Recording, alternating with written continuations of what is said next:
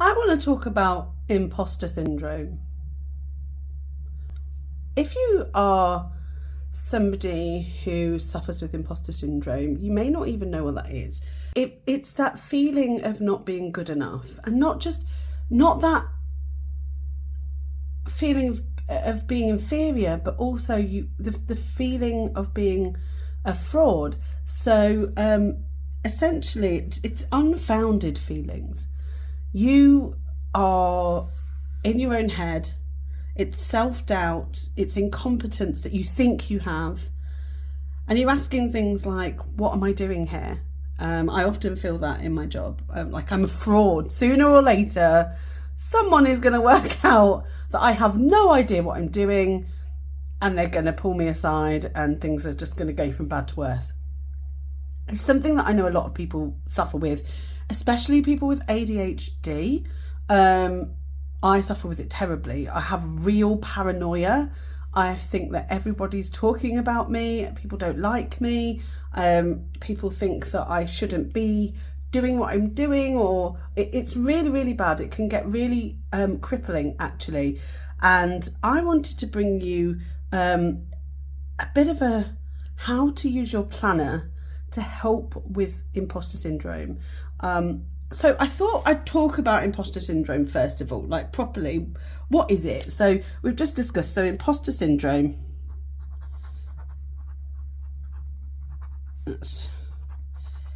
So imposter syndrome is feelings of self-doubt,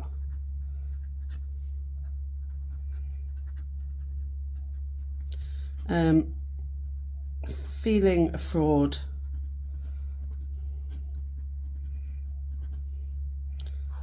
incompetence,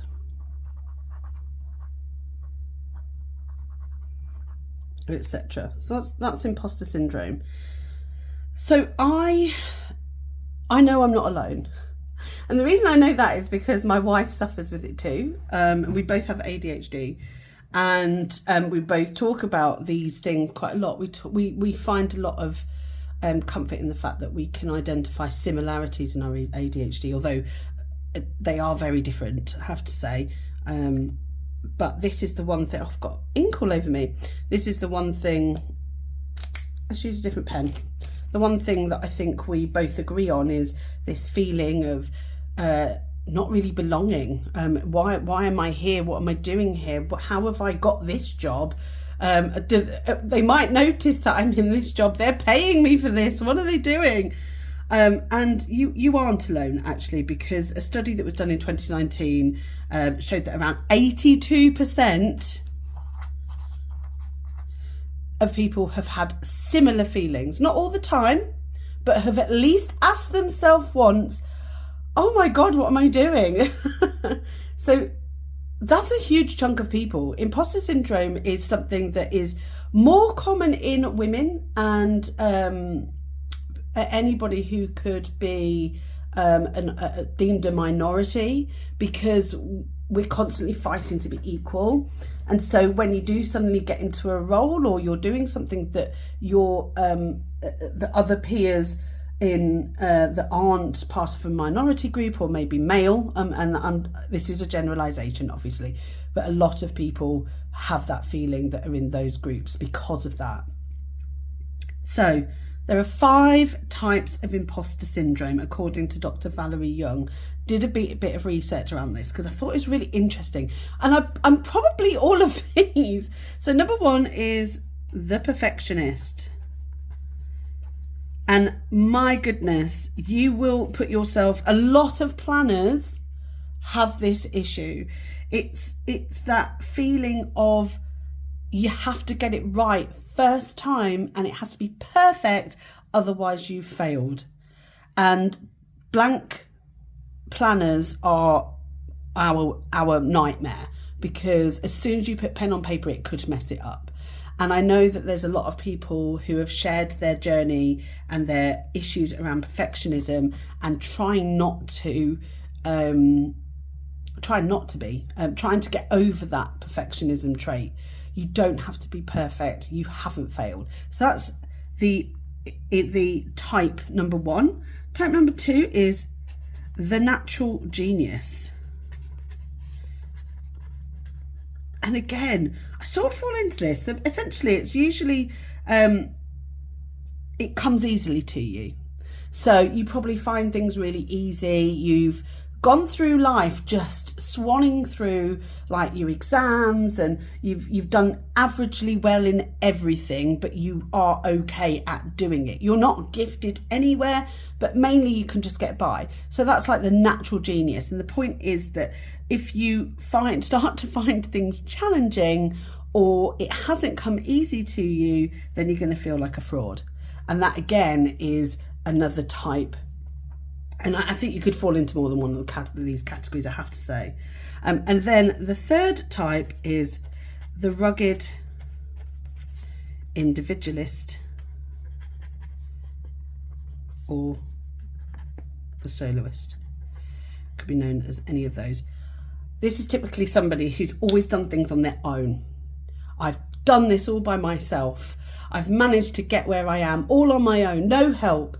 And somehow you're in a space where you're not able to succeed on your own, and asking for help means that you will succeed in the task, but you feel like a failure. So it makes you feel like you are unworthy because somebody has assisted you.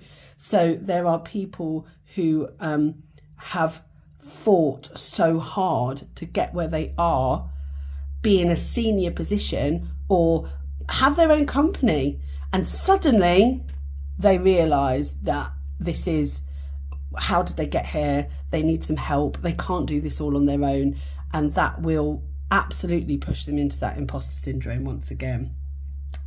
Number 4 is the expert. So this is somebody who has been working in the same subject or on something for the longest time, and is always asked their opinion because they are an expert. However, you can't know everything about everything in your field. You just can't. It's impossible. And then if somebody asks you something, or you are challenged in a way that you're having to find out and you can't answer immediately, then it makes you feel inadequate. It makes you feel like, I'm completely not meant to be here. I can't even answer this question. You know, there's no way I can be the expert in this field because I failed. And it is that feeling of incompetence and failure that gives us this imposter syndrome. And then finally, and I think this is a massive mum thing, and if you don't have children, you know, or it could be anything actually.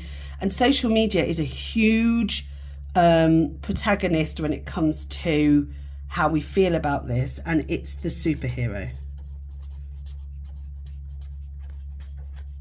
What that means, oh my gosh, I've heard so many people do this. I've done it myself. Your success at everything, so family, friends, work, school, social media, is equal to your competence. So not being able to do it all. And you see people like, how can they have Instagram and YouTube and a full-time job and 4 kids and 3 dogs and a working relationship and able to cook and clean and all of those things? How are they able to do that? How have they got more hours in a day? It shouldn't be this hard to do it because everyone else is doing it okay. The reality is they're not. And you shouldn't be doing it on your own, but the superhero complex is very much part of that imposter syndrome. So they're the 5 types. So I wanted to just go through that a little bit and see if you fell in that category. So how can we use our planners to move away from imposter syndrome, to help us take the steps to find ways of proving that we are worthy. We are worthy of the things that we're doing. We are good at what we do. We are capable at what we do. And I have some ideas that you can use your planner to help with that. So, number 1, right, we have these daily pages. In a lot of ours, they're undated or they're notes pages. It might be that you've got one per day, or half a page per day, or a quarter of a page per day. But I think the most important thing is to acknowledge your feelings. Write down when you're feeling like you have imposter syndrome, when you're feeling unworthy, when you're feeling incompetent, I think it's really important to acknowledge that those feelings are there, because you could ignore it and go, oh, no, I'm fine. And actually they are creeping in. So use either your daily pages, or it might be like, for me, I'm journaling here in these pages. Use these pages to journal, or write down what it is that you're feeling. Just make sure you put it somewhere that you're going to look at it and you're acknowledging how you feel. It may be that you don't want to write it down in full, and you might want to use your mood tracker. So we've got trackers at the front here. You might have a mood tracker here, and it might not just be, happy, sad, meh, angry, frustrated. Imposter syndrome or unworthiness or incompetence might fill some of that. So it can help you to identify parts of the month that, I've got a pen all over my hand, I'm so sorry. When you start to feel incompetent, it might be in line with something that happens. It might be a monthly thing that happens at work that has triggered that feeling. It might be a new job, and maybe you've started the new job and you can see it creeping up. So I think it's really worth identifying and acknowledging the feelings that you're feeling, and you can use your planner in any way to do that. It may be just a single coloured dot that you want to put in your planner, or a coloured, whatever it is, if you want to use it in your planner. Let's go to, like, for this page, for example, you might want to put in just a single tiny dot to show that's when it's happening. So you don't even have to write it down. It might be something that just helps you. So I think it's really important to identify and acknowledge those. So what you can do once you've identified them is you can ask for help. Here's a really good example. So I struggle with cleaning. I really struggle with cleaning. It becomes very overwhelming for me, so much so that I just don't do it. I become very procrastinative. My partner does it all herself, and I have been we are both ends of the spectrum. She is a superhero, I am somebody who procrastinates, and there comes a time where she's doing it all and it's getting very stressful, and I'm backing off of it even more. And so the way to do that is you can use your planner to create a cleaning schedule. So you might want to do that on a weekly basis. You might want to do that in your trackers. You might want to do that on a monthly basis, because there'll be certain things. It might be that in your monthly calendar, sorry, there's no dates in here, you put down when you actually want to, so you might weekly do the bathroom, weekly do the sheets, but once a month you'll clean the skirting boards, or once a month you'll clean the curtains, or you hoover daily. So pop it into your monthly one so you can see and attribute those tasks to a person, so you're not seeing it just that it will be for yourself. It might be that you want to add in some time to talk to somebody at work that isn't a manager. They might just be somebody that you trust, a mentor, or just a colleague, about how you're feeling. So schedule in some time into your diary, into your planner, to have those conversations. Again, it might be once a month. It might be something you want to do once every week. It could be that you schedule it once every quarter. We've got the quarterly trackers in here, for example. You might want to put that into your where are they? Quarterlies. God, so rubbish at this. Dun, dun, dun, here. So you've got your quarterly ones. It could be that you just do it sporadically, and then you just write down how you're feeling and how that conversation went in your dailies. So there is an opportunity there for you to offload how you're feeling, and either they might be feeling the same, or they might be able to help you to take that load off you, to tell you you're doing well. And I think it's really important that what they say and the feedback you get, you capture, whether that be in an email or you're just writing it down and putting it in your planner. And I think creating some sort of plan or timetable to make sure that things are done, and you know that you're doing the right things and you're doing them in a timely manner, using the trackers as a project plan is ideal. So I've spoken about this before. if you have a project and it's the first time you've done it, or you've got a new job, plan out the next month and how you're going to do things, and then plot what you're going to do, and you can see your achievement by actually completing tasks, and that will help you to recognize that you are not a fraud, you know what you're doing, and you can finally accept that you are getting the job done that you have been employed, or the things that you need to do, for example cleaning, or I don't know, reading a book, I don't know, writing a book. It's all there in your planner as a visual aid to support your feelings of inadequacy and incompetency. It's showing you that actually the evidence is there that you are capable. Counteract your feelings. And I think this is really important.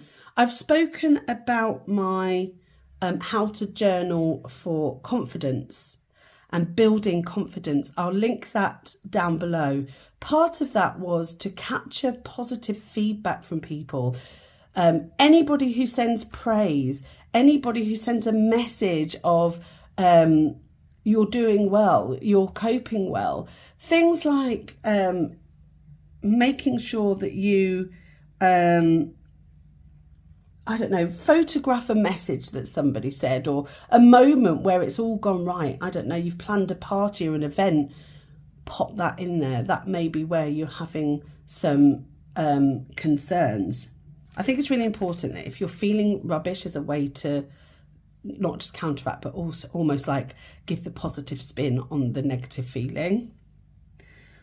Don't worry about speed. What I mean about that is you will do this in your own time. Everybody else might be doing it quicker, but you will still get it done on time as long as you've put in the work and the timetable to do it.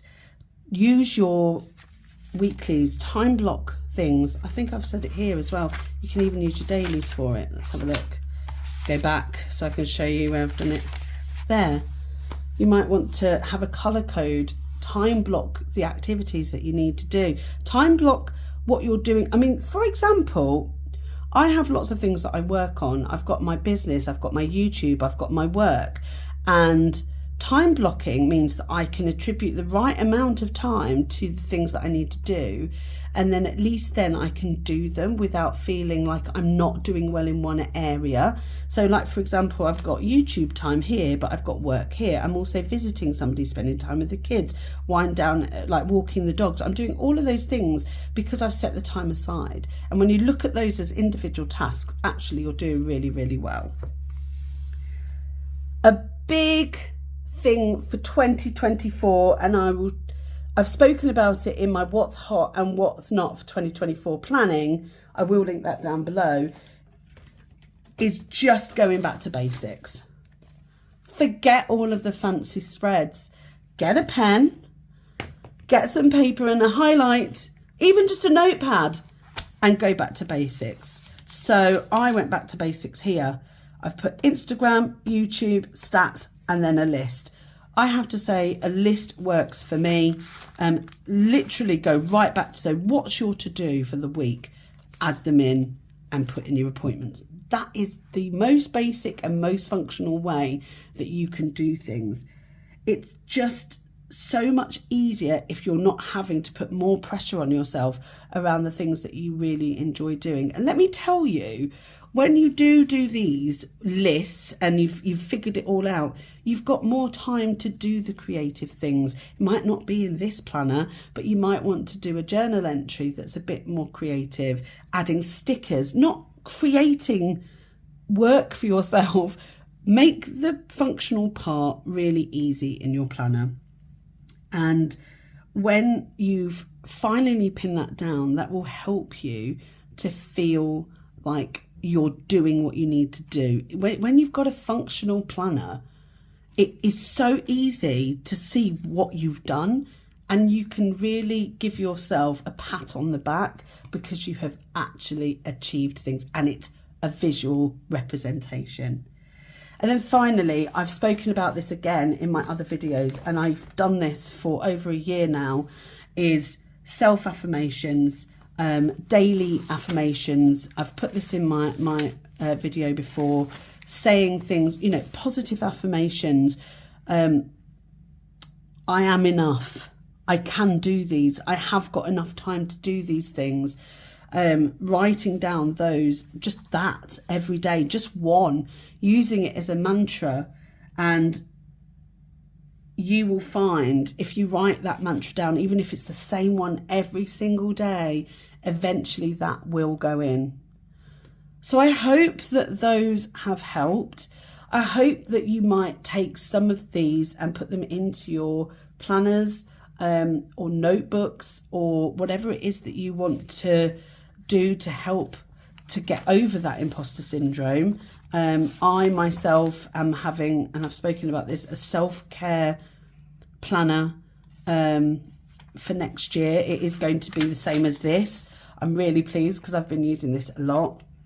But you will identify these areas that you're in, and like I say, you're not alone. There are so many of us that feel this way, which means that it's probably unfounded. I hope that this video has helped. This was a lot of work for me, and I feel a bit of an imposter talking about imposter syndrome because I am no expert, but I know how I feel, and I know that there are others out there that feel the same, and this has really helped me. I would really love if you could comment below and give some feedback on this video, but also if you could help others. If anybody's feeling imposter syndrome and you've got other ways that work for you and your planners to help get over that, then please put that in the comments. I'm sure people would love to see that. If you've really enjoyed this video, give it a thumbs up. If you would like to subscribe, then please do. It really makes my day. Making these videos is such a joy for me, and I'm just having the best time. So you subscribing really does help. And I will see you in my next video talking about something hopefully not as deep. Probably not as deep. See you in the next one. Bye.